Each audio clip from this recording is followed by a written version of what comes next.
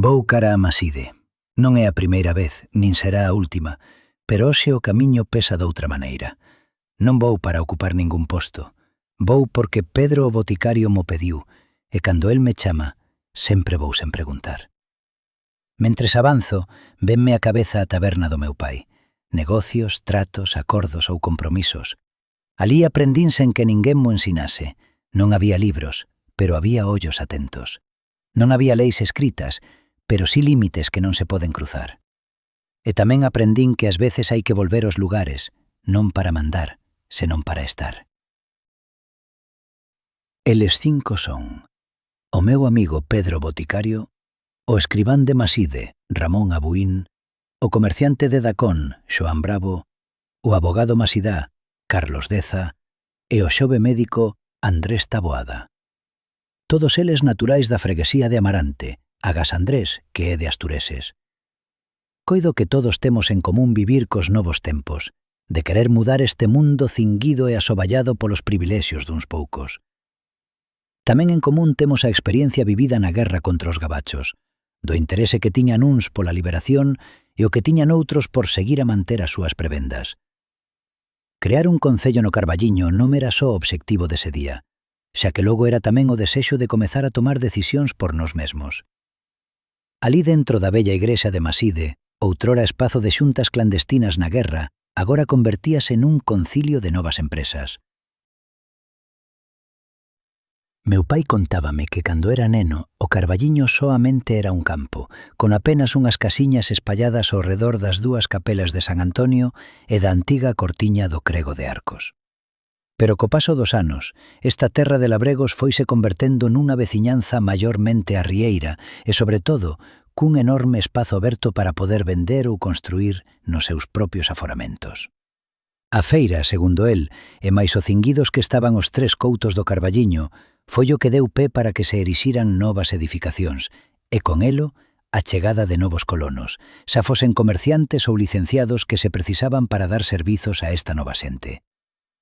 Pero aínda quedaba un escollo, e ese era a dificultade de negociar con Oseira para poder construir e así acoller os novos veciños.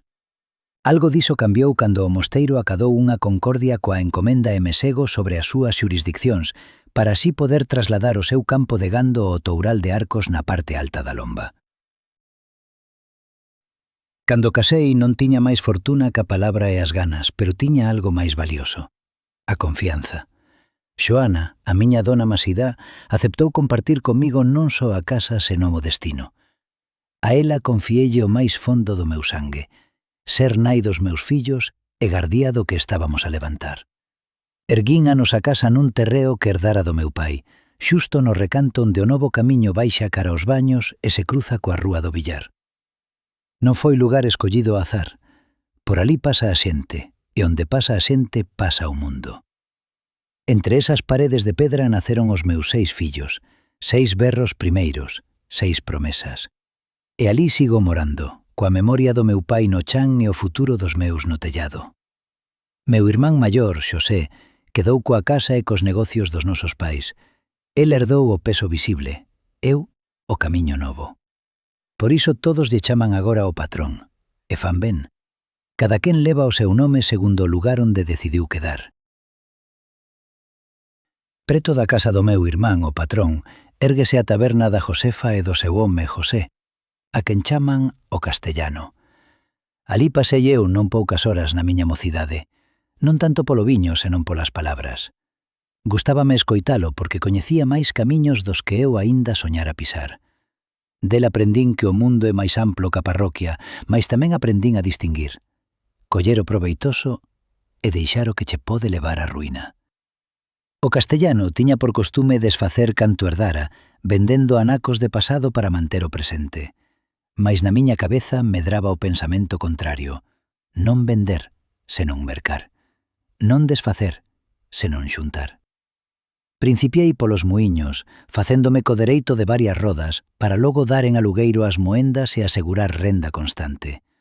Logo entrei no trato do tabaco, acudindo ás poxas dos dereitos estancados en lugares desta bisbarra. Non eran empresas pequenas, mais o risco sempre foi un irmán do proveito. Cheguei mesmo a empeñar fincas herdadas do meu pai para así facerme con parte no cobro de impostos e participar do que outros apenas ousaban mirar. Mais, por riba de todo iso, había un desexo que non me deixaba sosegar. A chousa dos baños. Aquela terra non era só herdade, era posición, era paso, era futuro. E eu quería que cedo ou tarde aquela chousa fose miña. Pero ese día xuntámonos con algunhas reservas para tratar a conveniencia de erixir concello propio no Carballiño e designar un xefe político que se encargase do proxecto. O licenciado don Carlos Deza informounos que conforme o decreto emanado da nova Constitución poderían constituirse concellos naqueles lugares que, aínda non chegando ás 1000 ánimas, concorrer en circunstancias particulares que así o xustificasen. E todos sabíamos ben cales eran esas circunstancias. Librarnos da continua dependencia de Oseira e gobernarnos por nós mesmos nos asuntos tocantes ao común. As atribucións que se nos concederían non serían amplas, mais entendíamos que o só feito de administrar os nosos propios negocios redundaría en proveito certo dos intereses da veciñanza. O segredo da xuntanza non obedecía a malicia ninguna, senón a prudencia. Moitos de nós tiñamos vencellos económicos como Mosteiro, uns por seren favorecidos en cargos ou encargos, outros, como era o meu caso, por teren obtido en poxa a renda de algúns dos seus dereitos. Non nos movía ningún espírito de deslealdade, sen unha convicción de que os tempos novos requirían novas formas de goberno. Ao chegar ao Carballiño, Pedro e mais eu detivémonos un bo anaco á porta da súa casa, falando quedo, sen presa, como fan os homes cando saben que o que se di ten peso. Foi entón cando me fixo ver a necesidade de que, para dar pulo á nosa intención de erguer un concello propio, non abondaba coa vontade duns poucos. Era preciso contar coa veciñanza toda, convocar xuntas parroquiais, falar continuo en cada lugar, facerlles comprender os proveitos que poderían acadar se gobernábamos os nosos asuntos sen alleas imposicións. Pedro levaba pouco tempo asentado no Carballiño, mais o seu oficio de boticario abríralle moitas portas. Pola súa man pasaban doenzas, remedios e confidencias, e así foi gañando a estima e a confianza de non poucos veciños. Mais non era só iso.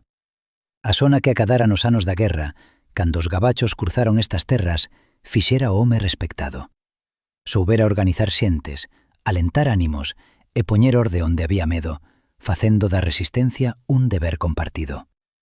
Eu confiaba nel, e tiña para min que el tamén confiaba en min. A empresa que tiñamos entre mans non admitía lixeirezas, exixía discreción, paciencia e moita firmeza. E sabíamos que, máis cedo ca tarde, haberíamos de dar comezo ao camiño que había de converter este territorio nun concello con voz propia. Non foi difícil facer comprender á veciñanza a necesidade deste paso. Os anos de incerteza, a guerra, a ausencia dunha administración próxima e xusta fixeran madurar unha idea que xa levaba tempo latexando. A xuntanza celebrouse na capela de San Antonio de Arriba, lonxe das miradas alleas. Alí, homes de distintas parroquias, propietarios, comerciantes e veciños de recoñecido crédito escoitaron con atención a proposta de elevar solicitude á Deputación Provincial para a creación dun concello propio. O abogado Carlos Mosquera Deza fora claro nas súas indicacións. A Constitución promulgada en Cádiz permitía establecer concello mesmo en pobos que non acadaban as 1000 almas, sempre que se demostrase a conveniencia pública do caso. O expediente debía comezar cunha petición formal dirixida á autoridade provincial asinada polos veciños principais do territorio, labregos propietarios, tratantes, comerciantes e persoas con estudos ou oficio recoñecido. Non abondaba cun desexo individual, era preciso deixar constancia dunha vontade colectiva. Xunto a esa petición, había que presentar unha xustificación razoada do interese público. No noso caso, os argumentos eran claros.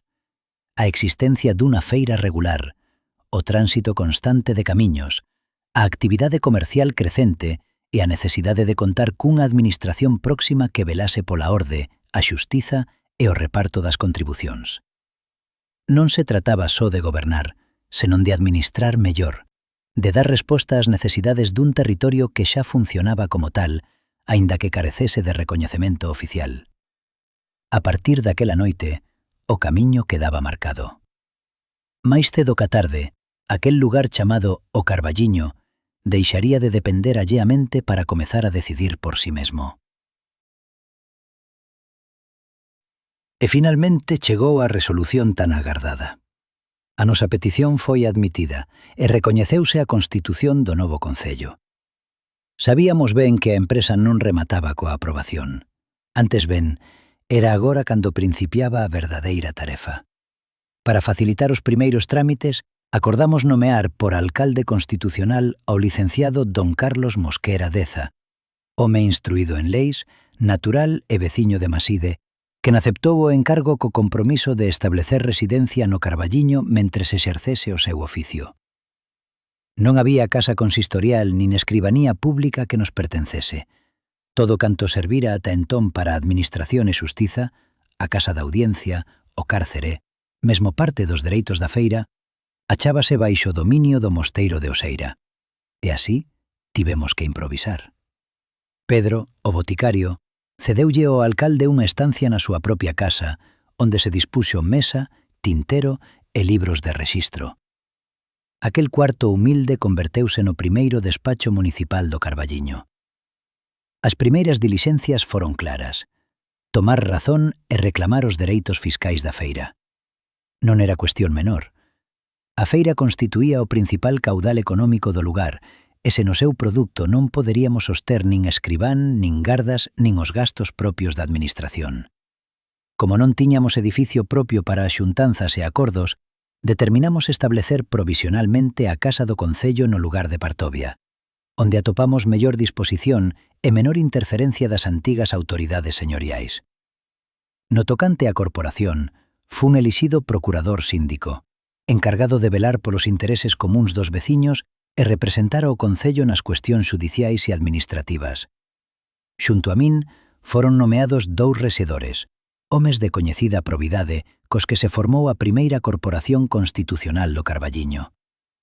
Aquel foi o principio. Sen casa propia, sen arquivos herdados, sen rendas aseguradas. Mais coa determinación firme de gobernarnos segundo as novas leis e administrar por nós mesmos aquilo que durante xeracións estivera en mans alleas. E si, finalmente fixen por miña a chousa dos baños, mercándolla a Xoseo Castellano e a súa dona Josefa Sotelo, 5 ferrados de terra que corren dende o antigo marco que divide Oseira da encomenda de Beade ata o río da Ponte Veiga, onde canta o muiño de Xoán Ulloa.